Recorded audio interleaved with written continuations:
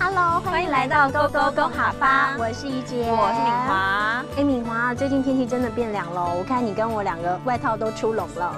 对呀，因为秋天到啦，所以呢，秋天的时候我真的觉得这个天气呢非常的舒服很适合呢到外面走走呢。真的，秋天呢其实就是秋天的意思，每秋天到的时候呢，都很适合去赏枫哦。说到赏枫，我一定要推荐你一个很棒的地方哦，就是桃园复兴的桃园仙谷了。那里有种植呢全台湾独有的黄金枫，这种捧树啊，真的是非常美呢。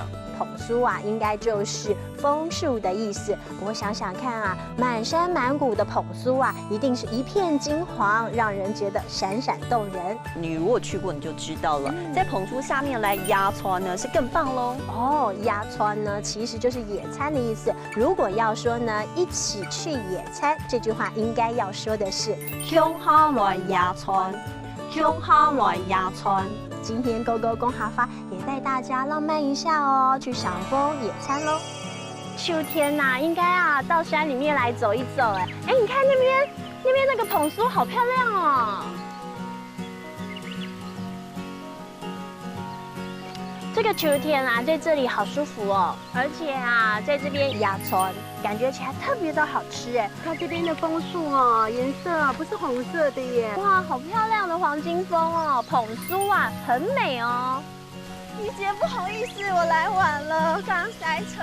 没关系，我们刚好在这边压川。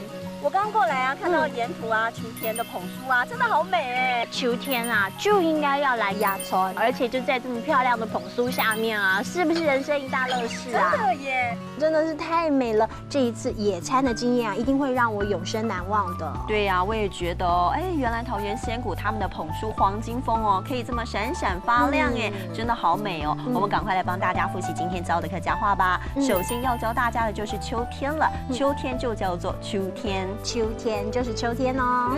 那如果说是枫树很美，枫树要怎么说呢？枫树就叫做捧树，捧树就是枫树了。那如果呢，我们要教大家的就是野餐，野餐怎么说呢？野餐的客家话呢就叫做压川，压川就是野餐了。那如果我们要呼朋引伴，大家一起去野餐，一起去野餐要怎么说呢？这句话应该要教给大家的是乡下来压川，乡下来压川。今天Go Go Go哈发呢，就带大家一块到美美的地方野餐。我们下次见喽！下次见，拜拜。